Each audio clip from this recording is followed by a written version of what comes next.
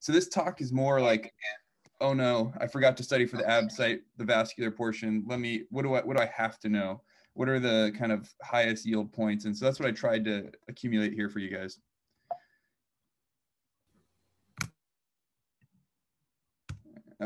So, I was curious to see sort of how much vascular is incorporated on the ABSITE, and 80% is patient care, which is kind of the clinical things, and vascular is actually 7%. So compared to, it's really quite large if you consider that, alimentary tract altogether is 15%. So actually pretty important that we're kind of covering this, and maybe good that there's gonna be a couple sessions on vascular. So we're just going to start kind of head to toe and just cover a little basics on carotid disease.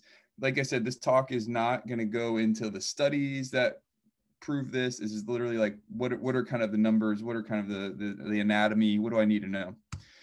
So just another picture of a carotid. I'm sure you've seen lots of these pictures. The questions that you're going to get on the carotid is the nerves and what kind of nerves can be injured, and how are they going to be injured, and what is the deficit going to be once they are injured. So the most commonly injured is the vagus, and that is running along the carotid here. You're going to get hoarseness due to the recurrent laryngeal nerve that comes off the vagus, and this is hurt. And if you guys have done carotids, it's very easy, you can imagine, to get this in the proximal clamp. And so that's how that's injured. You're clamping the proximal common carotid, and you actually clamp the vagus nerve in it. It's a pretty large, substantial nerve, so it'd be hopefully hard to just kind of divide, but it gets injured by the clamp. The second most injured nerve is the hypoglossal nerve here, and this is kind of runs right over the bifurcation, a little above it, and so this is just sort of kind of damage during your dissection. That'll cause a tongue deviation towards the side of the injury. And then a nerve that is a devastating consequence, and the time I've encountered this nerve is the glossopharyngeal nerve. It runs under the digastric muscle. So if you're dividing the digastric muscle for whatever reason, this is a nerve to be aware of, and this can be devastating because they can lose the ability to protect their airway. And so if this nerve is damaged, they may sometimes even need a tracheostomy, given the glossopharyngeal's kind of pharyngeal innervation. So very important nerve seen in high dissections. So I think those are kind of the most important things as far as nerves. And then of course the marginal mandibular, that's the one where the retraction, the interns point up on the jaw line. And at the end of the case, they have a facial droop kind of over there. And that can be a little concerning. But of course the facial droop is on the same side as the dissection was done. So that's the kind of one difference there. So just the very basics. Symptomatic means they've had a stroke or TIA. This is the patients that we treat if they have greater than 50%, very low threshold for treating these patients. And then asymptomatic, there's a lot of nuance to this, but for the ABSITE, greater than 80% in a patient with asymptomatic vascular disease, I think is reasonable. So the one kind of nuance that you might see, though, is they might ask kind of time course. Do you want a person had a stroke, you want to take them for surgery the next day? I would say the answer is no. You definitely want to wait for 2 days. A lot of times we wait for the stroke to sort of improve, to see how much they're going to improve before reoperating, for a couple of reasons. One, we don't want to make an ischemic stroke a hemorrhagic stroke, which is even more devastating. And then we also, if it's a large devastating stroke, there's no benefit to surgery. If that whole section of brain is sort of lost, and there's really, and the patient's super high risk because they're in a wheelchair and et cetera, probably not any benefit to doing carotid surgery. So generally we wait, I think, but of course you want to do the surgery before they're going to have another stroke. So you're putting these patients on Plavix, and you're going to do them, generally within 2 weeks, but at least a few days after the surgery. So important thing as far as timing goes. So there's a few ways to treat the carotid disease. Dr. Canary? Yeah. You're operating through aspirin and Plavix for these patients? Yes. Aspirin and Plavix on board, and you just get a lot of thrombin gel foam. And you can reverse the heparin at the end of the case, but definitely operating through aspirin and Plavix, and that is doable. A lot of times you leave a drain if you're operating through aspirin Plavix, just because you have a high chance of hematoma. But I found if you're pretty meticulous with your stopping bleeding at the end, and sometimes leave a drain, you should be fine. And feel free to ask questions whenever. So carotid endarterectomy is still the gold standard. The kind of main limitation to the carotid endarterectomy, of course, is they've had any surgery or radiation in that area before, or their heart function. One of the highest, that could be a question I feel like I've seen, is what is the most common kind of non-technical complication of the surgery, and that's generally a heart attack, an MI. So heart clamping the carotid artery stresses the heart, and so if their heart is questionable, you might want to look for a different procedure. So we have two other procedures, and they're kind of one and the same, just a different way of achieving them. The transfemoral carotid stenting. So this is if the heart function is not okay, if they had a radiation or re-op neck. The main limitation of the transfemoral carotid stenting is a higher stroke risk, because you're putting a wire across this tight stenosis, which before you have any control, and so there's a risk of stroke at that time. And so then you have what we have is, and I think it's probably a little early for this to be on the ABSITE, but I think it's necessary to talk about because it will be at some point. You have the TCAR procedure, which is the same thing. And like, to not overcomplicate this, it's literally the same thing. It's stenting a carotid artery just like you do in the transfemoral. It's just the way you do that and the flow reversal. And so what you do is you put a sheath in the base of the common carotid artery, and incision kind of right above the collarbone. And you do flow reversal. And so you basically are just, before you're crossing that lesion, you're putting flow reversal and dumping the blood back into the femoral vein. And then when you shoot an angiogram, you'll see how the blood going backwards. So theoretically, there should be no risk of stroke as you're crossing and stenting that lesion.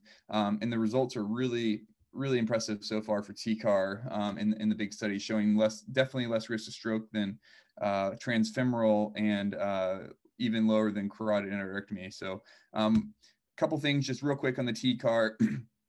They have to meet some criteria to be able to get TCAR, especially on the civilian side. You won't get paid unless they meet one of these criteria. You can't just do a TCAR because you want to. They have to be either older than 75. They have to have either a bad heart or lungs. They have to make a reoperative neck, a high lesion, radiation, previous cranial nerve injury. So they have to have kind of some reason to do a TCAR, and it's very similar to the reasons you do a transfemoral. But then you might ask, when would you do a transfemoral over a TCAR? When does TCAR not work? Well, you need a long common carotid. You need at least a 5 centimeter from the common carotid to the bifurcation, where you're going to access that common carotid to the bifurcation. And then the other limitation of TCAR is if it's circumferentially calcified. So these stents don't work as well, and that's actually kind of a limitation of transfemoral also. There's no different in the stent technology, but those would be two reasons you'd avoid TCAR. And I think the main reason you'd avoid a TCAR and choose transfemoral is if they said, for whatever reason, the common carotid was very short, and then the transfemoral would be the way to go. Okay, that's all I'm doing for carotid. We're going to dive into thoracic outlet here. So 100% chance of this being on the test every year. There's a few things that are 100% this, and acute mesenteric ischemia are, in my opinion, are always on the test. And so you just need to know the anatomy of the thoracic outlet. They might ask you to go from anterior to posterior. And so you're going to have the vein, you're going to have the phrenic nerve running along the anterior scalene, you're going to have your artery, and then you're going to have your brachial plexus. Both of those are in between the middle and anterior scalene. Kind of memorize this drawing just in general. It's going to help you for the rest of the thoracic outlet questions, with maybe one or two more. But they love asking about the phrenic nerve. And so, of course, that innervates the diaphragm. And it actually comes from lateral to medial across the anterior scalene. So a lot of sort of little points here. And we're going to talk a little bit more about, and everything else kind of refers back to this image. So what's the most common form of TOS? by far and away neurogenic. Like 90% of patients with thoracic outlet syndrome have neurogenic, which is just the brachial plexus being compressed with sort of arm abduction. And they'll have some tingling in their hand and some pain. So I think the answer for the ABSITE is physical therapy. And so the actual decision to operate in these patients is pretty nuanced, and it really, you need kind of a team to decide who to operate with neurogenic TOS. So I think physical therapy is what most patients get, and many patients get better with just that. And then if not, I think a lot of us do a scaling block to see and if that improves their symptoms. And then if that seems to improve their symptoms, then many people think it's indicated to do a first rib resection. But I think physical therapy will be the answer on the test.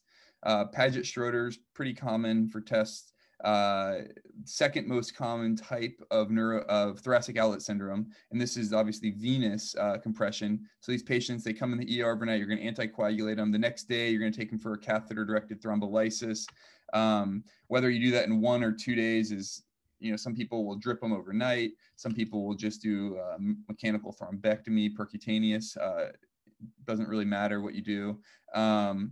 But you want to restore patency of that subclavian vein relatively quickly. And then generally you're going to do a first rib resection. Some people do that same hospital stays. My training, we did it in about 2 weeks. We'd send them home on anticoagulation, bring them back and do a first rib resection. And that's nothing works unless they get the first rib resection. They're going to rethrombose. So here's just kind of that costoclavicular ligament is really one of the, the first rib, we blame the first rib, but really it's that costoclavicular ligament that really impinges on that space of the anterior scaling. So not only are you doing, and when I keep saying just first rib resection, when I say first rib resection, I also mean scalenectomy. And by scalenectomy, I mean we just basically scrape the scaling off the first rib. Some people will cut it out a little more dramatically, but I think just getting it off the first rib is the most important part. And so you can do this through the axilla. You can do it transcervical, which means you just kind of make an incision over the collarbone and dissect down there.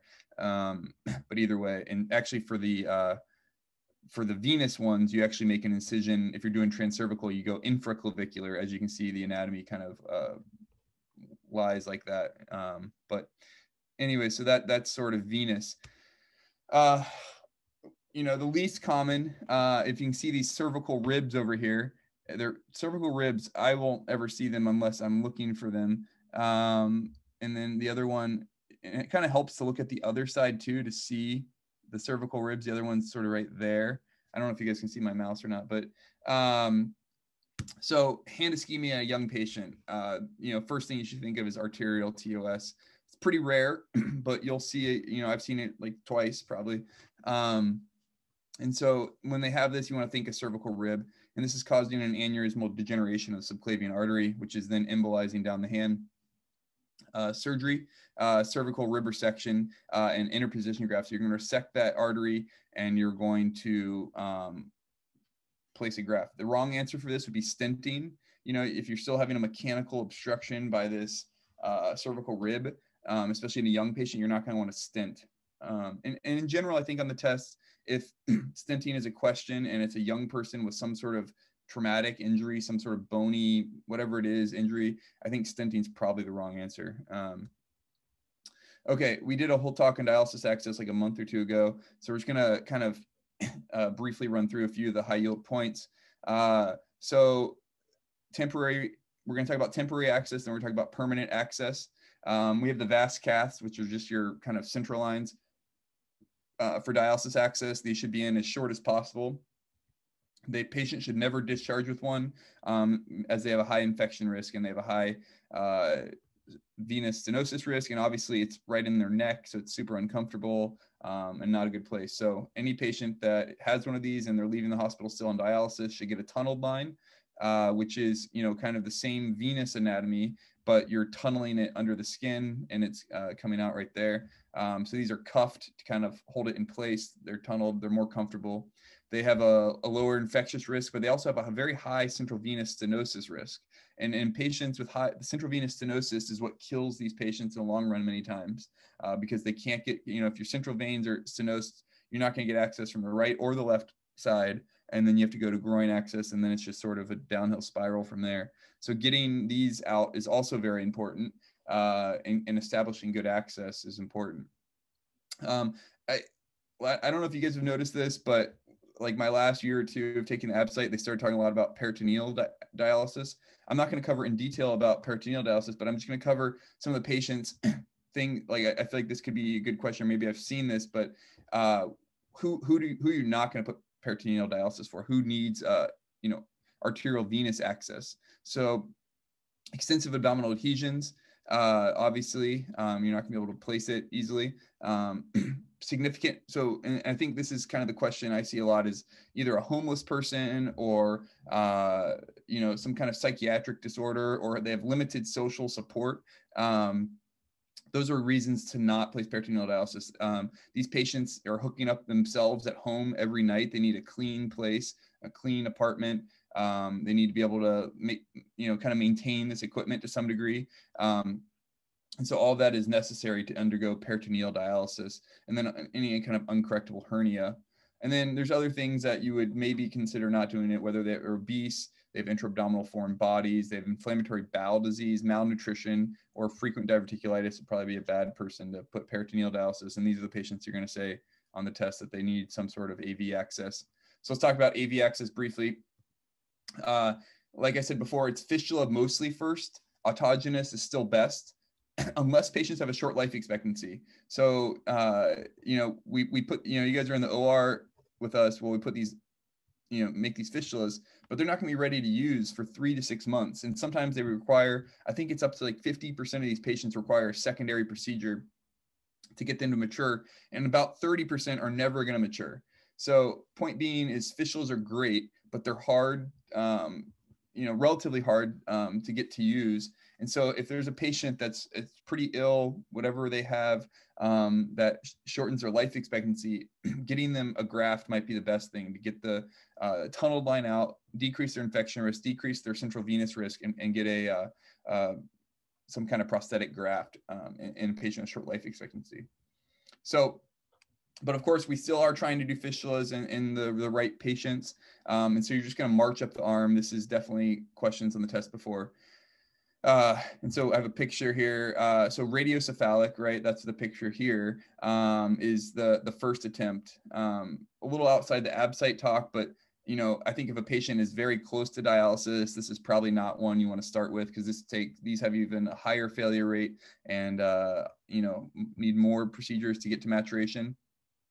But I think it's the right answer generally if that's an option. Brachiocephalic, so swinging the cephalic vein here over to the brachial artery, would be your second choice generally. The nice thing about the cephalic vein is it runs on the top of the arm, and this allows easy access for dialysis nurses, and the patient can just rest their arm on the arm board and get dialysis access. So the brachiobasilic, the thing to know about that is it runs on the underside of the arm. So this is not, it can be a one-stage procedure. If it is a one-stage procedure, you're having to mobilize the entire vein out, re-tunnel it, and have it come kind of in the territory of the cephalic vein and plug it in here. And so this would generally be less preferred than a brachiocephalic. And some people will do it in 2 stages where they just connect it and see if that vein matures nicely. If that vein matures nicely, then they'll take them back for a second procedure and then mobilize it and tunnel it. And that's a nice graft for them, or fistula. And then the kind of the standard prosthetic graft. So all 3 of these options are no good. The veins are less than 3 millimeters, let's say. Then you do a brachial artery to axillary vein graft, and it kind of runs, and you kind of tunnel that also in the same area as the cephalic vein. And then just like we've said before, suitable vein is about 3 millimeters, suitable artery is about 2 millimeters.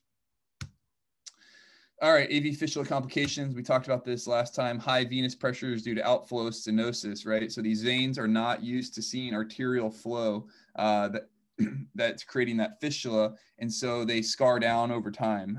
It's just kind of universal. Almost every fistula will have this happen at some point. Hopefully it's caught before it has a bleeding problem. But if it is bleeding, we stitch it and we do a fistulogram, which a fistulogram just means we're putting a little sheath in the arm and shooting some dye and ballooning open the part that is, stenosed. And then bleeding from an ulcerated fistula. This is a surgical emergency. You need revision versus ligation in these patients because they have a high chance of bleeding out. Okay, just briefly, Steele syndrome. Patient immediately in the PACU with a painful white hand with a decreased pulse. You put your hand over the fistula, you compress the fistula, their pulse comes back, right? You kind of diagnose Steele syndrome. And if it's in the PACU immediately, they just need to go back for a ligation of the fistula. The fistula is not going to, there's no good salvage, and definitely for the test. There might be salvage maneuvers, but for the test, it's just ligate the fistula. So more of this kind of standard Steele syndrome is kind of this rest pain that gets worse with dialysis. They have muscle weakness in the hands. They might get some necrosis on their fingertips. That's kind of the more typical Steele. The answer I choose for this, and I'll show you an image here in a second, is proximalization of inflow or drill. And then the other option, if those don't work, is ligation. The problem with ligation, obviously, is you lose this access. And you'll see, and the more you deal with dialysis patients, the more you realize how precious these dialysis accesses are to their livelihood. So banding is an option where you're just increasing. So here's the brachial artery coming down, bifurcating radial and ulnar. Banding it is something some people do. It's not something I've ever been trained to do because it's kind of tricky and doesn't work that way, but you're just increasing the resistance so blood will choose to go down the hand rather than through the fistula.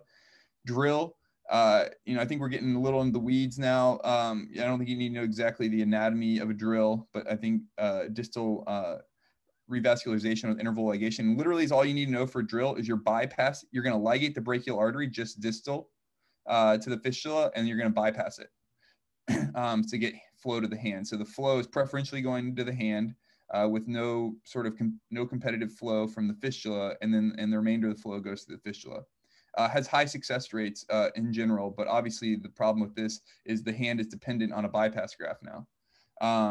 Rudy, we're not even going to talk about right now because I don't think it's the right answer. And then proximalization of inflow is another good option where you actually just ligate the fistula and then take a graft off more proximally and plug it into there. And so the hand will get better flow. This has good success rates along with drills. So that's why I think those are the best options and the ones I've seen done most in practice.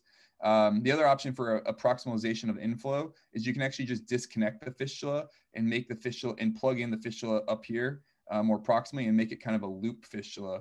And that'll get you the same result if you have enough vein. Okay, enough about Steele syndrome. Thoracic aorta. I don't think thoracic aneurysms are particularly high yield, except for 2 points: blunt thoracic injuries and paraplegia. So take-home points on blunt thoracic aortic injury. These occur in multi-injured trauma patients. This is not their biggest problem most of the time. And if they I think the only thing you know about who to fix, if they have an external contour abnormality, it needs to be repaired. So obviously this one is a large pseudoaneurysm. And so sometimes you'll have these intimal flap ones, large intimal flaps, etc. Those you can re-image generally pretty safely, I think, is the kind of take-home points. But if you're on the CT scan, you can see a nice ring of aorta, and then you see some sort of bulge, an external contour abnormality. That one is someone who is going to need to be repaired. That being said, it doesn't need to be repaired tonight, tomorrow, the next day. Let them recover from their liver lax, let them get their brain function improved, whatever it is, give them a few days, a week. And then during that time, they're going to be beta blockaded and blood pressure controlled, just like for a dissection. Then they're going to get a TVAR. The only kind of thing that would change from this is a contained rupture. One thing I just thought of, the beta blockade thing, aortic dissections, just the 2 points I would know about that. You have a patient with an aortic dissection. Obviously, if it's in the ascending aorta, if it starts before the left subclavian artery, which this is the left subclavian, that's cardiac surgery emergency. They need surgery that same day. I think I've actually seen that on a test before. So because what's going to happen is it's going to retrograde dissect and cause cardiac tamponade, or it'll occlude the coronary arteries. And so a type A dissection is always an emergent surgery and the bane of cardiovascular surgeons' lives. And then a type B dissection is going to occur distal to the left subclavian artery. It's going to take off here. And then the only reason to operate on those people acutely is if they have some sort of end organ ischemia, whether it's their kidney, you'll follow the dissection down, and if their kidney flow is impaired, if their SMA, celiac, or iliacs are occluded, that would be a patient to repair emergently with some sort of endovascular method. Generally, you're just stenting open the blood vessels or creating a larger tear in the aortic intima in order to kind of normalize flows across the lumen. And then you'll do like a normal, a further repair in the future. But you really, if you do an emergent surgery on a type B aortic dissection, it's just to get blood flow. And sometimes it can be a bypass. If you're, SMA is occluded, whatever it is, you're going to bypass from the iliac, just an open surgery and leave the aorta alone. But that's pretty rare. The majority of these patients with type B dissections, you're going to be able to treat with beta blockade and blood pressure control, and get them to a later point where there's further discussions on what to do later down the road. But I think for the ABSITE, it's when do you operate at night on these patients. Okay, paraplegia, the last kind of thoracic aorta discussion here. And I thought this image was really good. And so here is sort of probably what you'd call the artery of Adamkiewicz, which is, mainly just a lumbar coming off the aorta. And you can see the profuse blood flow it provides to the spinal cord. And so what happens when you cover this with a graft or you excise this portion of aorta? Obviously, that's not getting any blood flow. So patient after a TEVAR can't move his legs. You've included the lumbars. So what do you need to do in this patient? You need to improve their spinal perfusion pressure immediately. So, I don't use formulas very often, but this is one formula that's helpful for understanding. Spinal perfusion pressure, MAP minus ICP. So we want the spinal perfusion pressure to go up. So we want the MAP to go up and the ICP to go down. So we drive this with blood pressure meds, get the MAP over 100, and then we drop their ICP by placing a spinal drain. And so these are two ways to increase the spinal perfusion pressure to help a patient with paraplegia. All right, mesenteric ischemia, 100% chance on your test. Embolic, venous, non-occlusive. It's one large topic. All four of these are basically like not related. These patients are all completely different types of patients. And just by reading the patient, you'll be able to know which one they have. But embolic, it's the patient with AFib, right? Relatively healthy, has AFib. They have sparing. I have more pictures here in a second, but just sort of a brief overview. They'll have jejunal sparing because the embolus will lodge kind of distal to the first couple branches of the SMA. Thrombotic, this is the vascular path. This is I have a patient in my clinic that's probably going to come in with this soon. She's, 50-pack-year smoking history, has huge coral reef atheroma in her visceral aorta, and smoker, and they occlude from the origin, right? There's no sparing, right? Their whole SMA, their whole aorta is garbage. And so they thrombose. So embolic is the embolectomy ones. These are patients that are going to need thrombotic, are going to need a bypass or a stent of some kind. The venous thrombosis, this is one of you guys did a bariatric procedure or something on a patient, or they're hypercoagulable and they get a venous thrombosis. And then the NOMI is the mega sick patient. So for the embolectomy one, so this is the patient has AFib, comes in with pain out of proportion.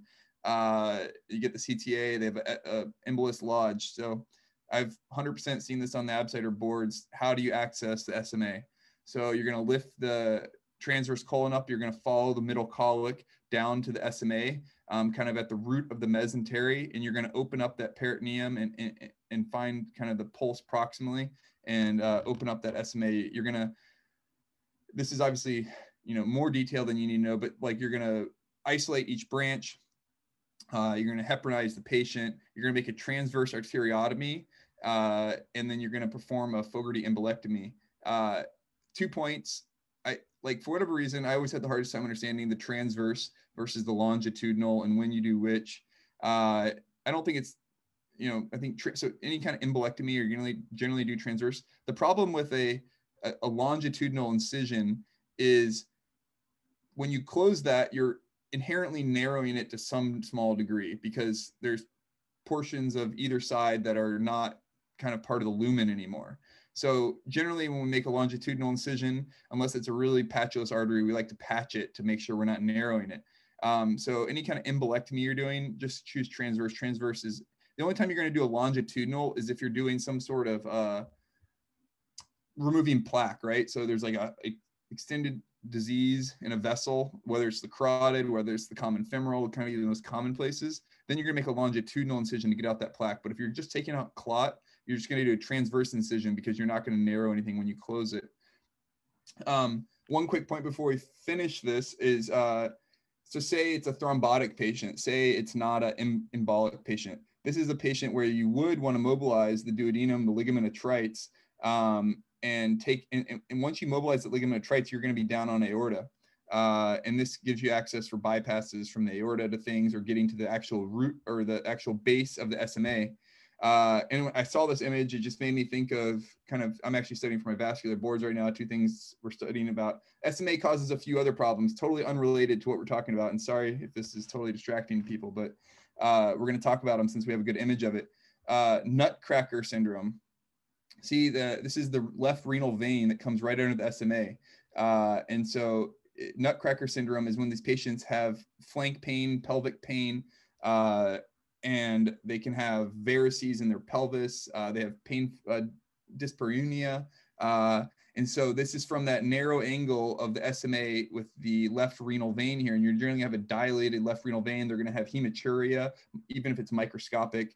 The right answer for this is a transposition of the renal vein. So you're going to straight up divide the renal vein and sew it back onto the IVC in a different location where it's not compressed. Okay, so that's one problem that SMA causes. The other problem that SMA causes that you guys deal with a little more in general surgery is you can kind of see it here. You can see it here is SMA syndrome, where the patients have weight loss and difficulty tolerating food due to that narrow angle of SMA. This is not a vascular problem. Do not call me for this problem. This is a general surgery problem. You guys need to fatten up their mesentery. A lot of times we'd place like NJ tubes in them, and sometimes when you fatten up that mesentery, the angle improves. A lot of times it's patients that had like chronic kids, young girls with like back surgery and things like that that have been in a brace for a long time and they lost a lot of weight, and then they can't eat because of this narrow angle here compressing the duodenum. So I think I'd probably answer an NJ tube followed by I think you can do some sort of gastro J, or actually I'll let you guys answer that question because I'm not sure, but not vascular. You're not gonna I saw someone once answer like an SMA bypass or something like that. You're not going to touch the blood vessels for SMA syndrome. Okay, sorry. Now back to what we were talking about: embolic mesenteric ischemia. So you made your transverse incision, the patient's heparinized, and you're going to do your embolectomy both directions, generally with like a 3 or 4 Fogarty, and pull out that clot. And in these patients, you're going to want to leave their abdomen open because you're going to want to reassess in 12 to 24 hours to see how the bowel tolerated that. Okay, venous thrombosis. And so I show this picture up here. Sorry. I show this picture up here to show the edema in the bowel wall. That's very classic with mesenteric venous thrombosis. And then you can see the SMV here with thrombus in it. This is generally a subacute process. It's not like they happen like the first case in embolic where they happen and they come in immediately. They're generally feeling unwell for a while. They may be hypercoagulable, whether it's from surgery or some disease. So these patients, we're going to heparinize them, and then I would just heparinize them. That would be my only answer for this patient. Heparinize them in serial abdominal exams. If you get concerned for dead bowel, then you can go open them up and take out the dead bowel. That's very rare. The answer I wouldn't put on the test, but some people would say, is drip TPA into the SMA. And you obviously, it's almost impossible to access the portal vein SMV unless you do like a TIPS procedure, which is well beyond this discussion. So some people will drip TPA into the SMA, hoping that it will lyse open the SMV. On your boards though, heparinize and serial abdominal exams. NOMI, you're going to get called on this definitely if you do a trauma fellowship or whatever.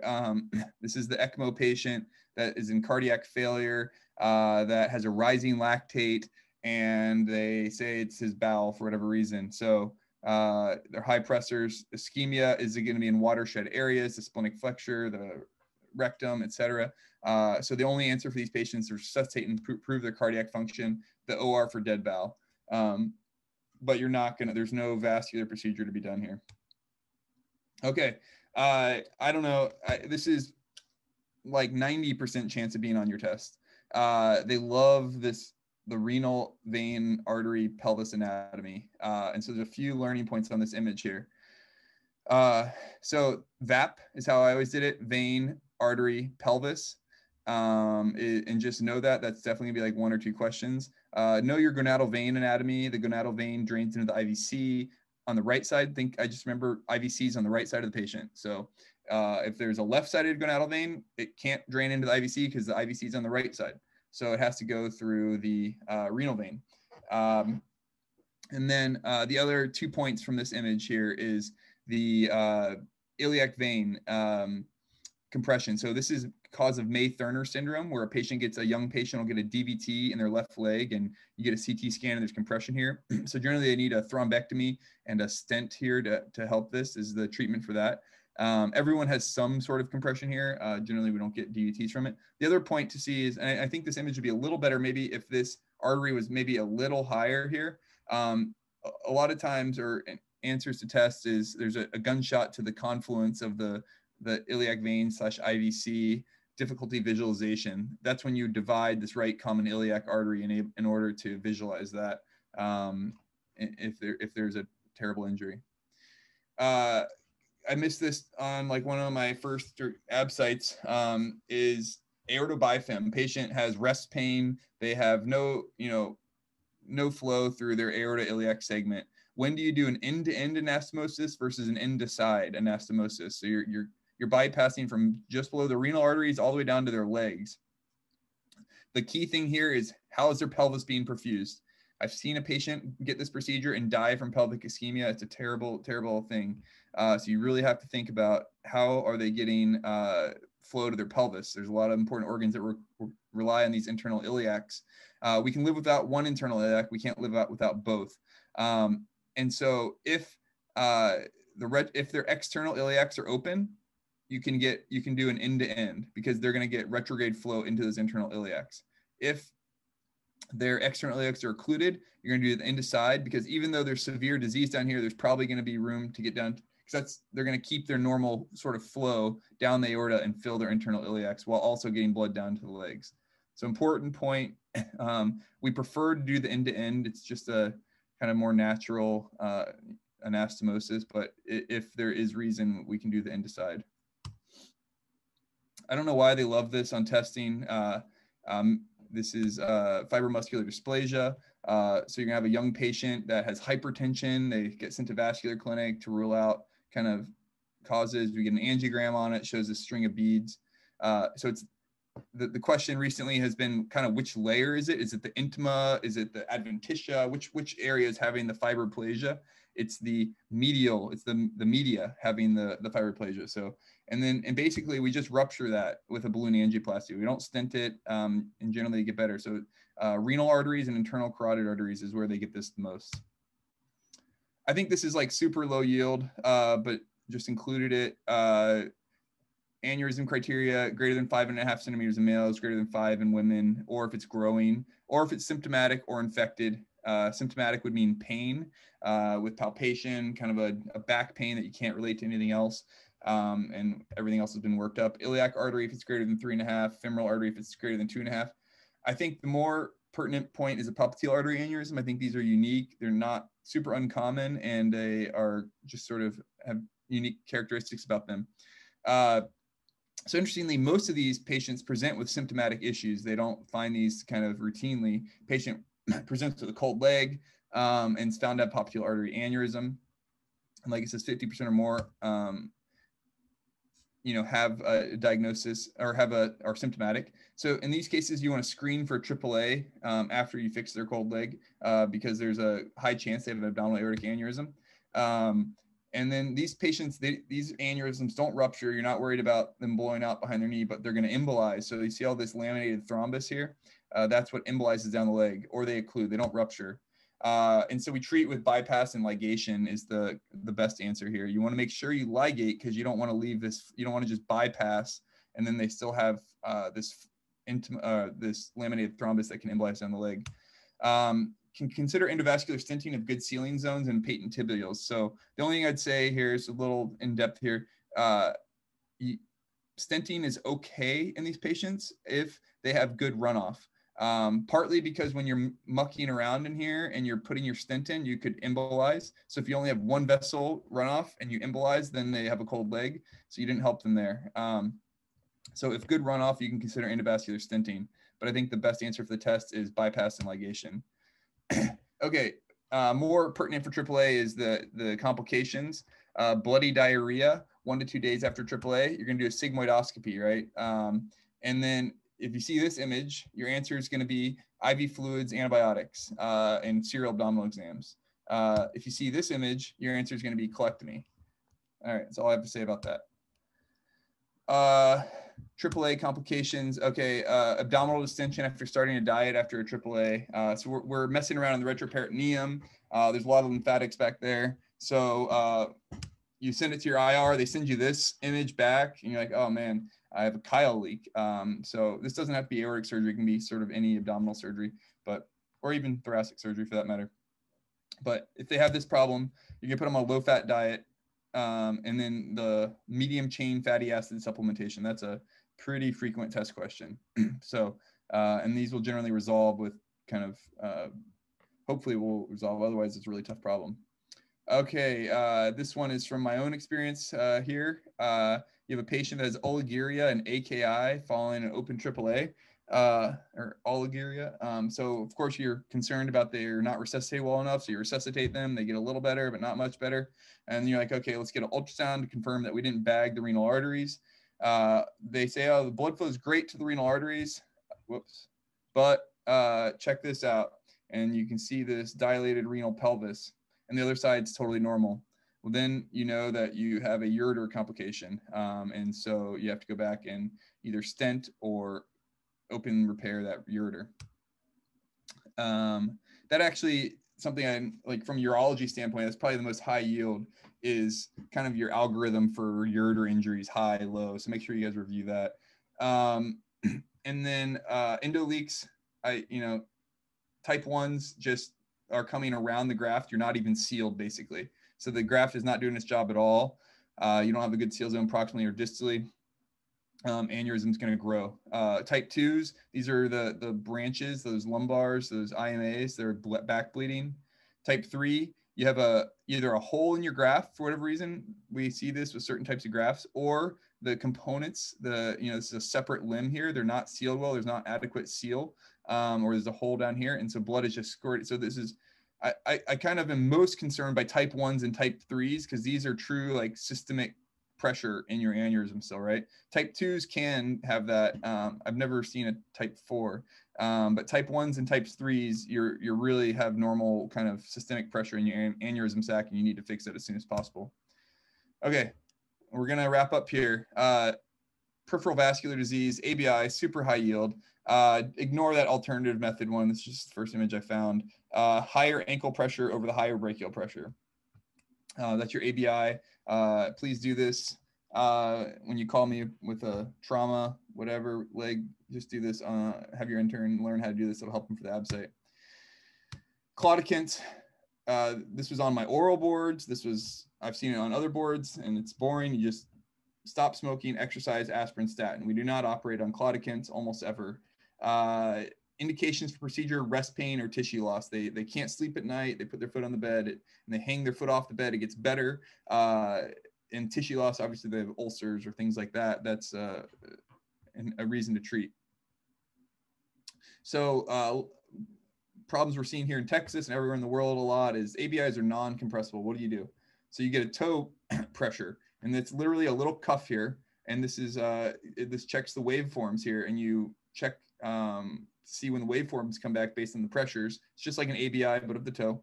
Less than 0.7 is abnormal rather than 1 for a ABI. So it's less, and then rest pain is 0.3. So toe pressures, the vessels here is the one spared spot of a diabetic is right in their toe. So I don't remember why I keep, like, I have this in my notes to talk about vessel anatomy. I feel like there was an angiogram one year on the test. And so it's important to know just the anatomy. So if you're having thigh or buttock claudication, you're going to have aortoiliac disease. This patient does not have that. They have just kind of scattered calcifications, aortoiliac segment. If you're having calf claudication, which this patient could very well have on both sides, the SFA is out on both sides here. It's calf claudication is caused by SFA disease generally. If you're having diabetic with ischemic foot wounds, it's going to be likely popliteal or tibials is what the diabetics get, the non-smoker diabetics. And so I just want to quickly go over an angiogram here. Aortoiliac, you have your internal iliacs coming off there. So right around the femoral heads is where your common femoral artery is. And then you're going to see the deep femoral artery, are also called the profunda. Just make sure you know both of those names because they can be called different things. Then you have your SFA coming down to your pop below the knee. And then you have, for your below the knee, the first branch off, and they're not going to give you some kind of weird variant, is going to be your anterior tibial artery. That goes down to your dorsalis pedis on the top of your foot. And then you have your tibial perineal trunk, which is that like 2 centimeter segment there. The vessel that goes straight down is your perineal. It has no direct connection. It connects it normally has branches that feed both the AT and PT, but it does not connect to the foot. The perineal does not go on the foot. And then the one that kind of goes medial is your posterior tibial. And then that is what you feel behind your, on your ankle, on the medial side of your ankle. And that goes directly down to the foot. So just know that anatomy. That might be a point one of these years. Okay, wrapping up here. DVTs. Which leg is more common? The left leg. And it goes back to that anatomy I showed you earlier. The right common iliac is compressing the left iliac vein. So patient has a swollen, painful leg with thrombus ending at the common femoral vein. You're not going to do anything other than anticoagulate, compression, and elevate. The only time that we're doing thrombolysis or thrombectomy, whatever it may be, is a patient that we're concerned for phlegmasia. So patient has a blue swollen leg, decreased sensation, and they have to have iliocaval thrombus, or at least significant iliac thrombus before we consider thrombolysis. So a patient comes in with that, and you're actually concerned about limb threat from this, then we would do the thrombolysis. If they have I've never seen this, but apparently it happens, they have no motor function in their foot from venous disease, right? You can't drip them then because that takes too long for the thrombolysis to work. So then that would be one of the few times you do a venous thrombectomy where you'd actually, probably cut down. I mean, there's percutaneous ways to do it, but I think for the test, you'd cut down. And so just real quick here, a DVT, an ultrasound, non-compressible, you're going to see this is probably a little more chronic because it's a little more echogenic. The acute thrombus is going to be very large. The veins can be very large. It's not going to be compressible, and it's going to be non-echogenic. As they age, they stick to the vessel more, and they shrink down and scar down a little bit more, and it'll still be non-compressible. So just sort of kind of points on DVT in case they ask you ultrasound characteristics. How long to anticoagulate? I think this has been on there before. Just if they had DVT from surgery or trauma, whatever it may be, 3 months. If it's a cancer-associated DVT, this is definitely high-yield Lovenox, low molecular weight heparin. So some people would say 3 months. Some people would say if the malignancy is active or chemo is ongoing, to continue it until that is resolved. A DVT with documented hypercoagulable disorder, lifelong. DVT and posterior tibial veins. So now we're talking below the knee, these small little paired veins around the arteries. We do not consider that a DVT. Even though it is a deep vein, we don't anticoagulate for these. If it's really kind of below the popliteal vein, we're not going to anticoagulate. But to confuse you a little more, if we see thrombus in the greater saphenous vein, which is a superficial vein, so it's not a DVT, it's a superficial venous thrombosis, we will anticoagulate in these patients if it's greater than 5 centimeter segment of greater saphenous vein, or if it is within 5 centimeters from the saphenofemoral junction, because we're concerned about it becoming a deep venous thrombosis. So in these patients, you'd also treat with anticoagulation until the resolution. as the one sort of, that was actually, I just added that because that was on my vascular board questions, and thought it was maybe pertinent for you guys. Last question of the day. A guy comes in, he has newly diagnosed lung cancer. His big and ruddy in the face, swollen. Medicine calls you and asks you to stent him open to help him out. And of course, the answer to that is no, especially if it's a lymphoma or bronchogenic carcinoma. Radiation therapy will relieve their SVC syndrome. So that's sort of the what you need to know.